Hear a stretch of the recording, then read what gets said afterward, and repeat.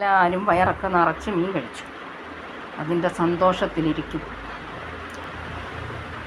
മൂത്ത മോനെ കാണാനില്ലല്ലോ. അമ്മ വന്നു. അമ്മയാണ് തടവി തടവി കൊടുക്കുന്നത്. മൂത്ത മോനെ ഇങ്ങോട്ട് പോയി.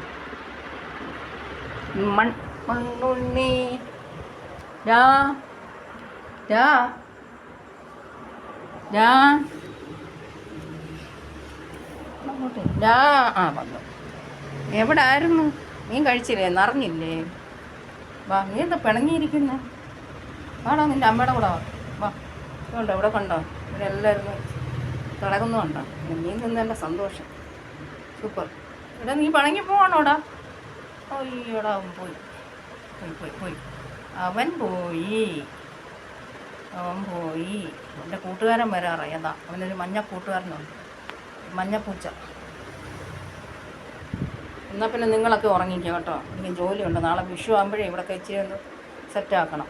എൻ്റെ പരിപാടിയില്ല. നമുക്ക് നാളെ സദ്യ ഒരുക്കണ്ടേ? എല്ലാവരും നിറഞ്ഞല്ല. രാവിലെ എണീറ്റ് ശല്യം ചെയ്യും ചുമ്മായിട്ട്. അമ്മയെ തുടങ്ങുന്നുണ്ട്. മീൻ കഴിച്ചതിൻ്റെ ബഹളമായി കാണുന്നു. ഇപ്പോൾ അവിടെ ഇരുന്നോ, ഞാൻ പോകും. ടാറ്റാ.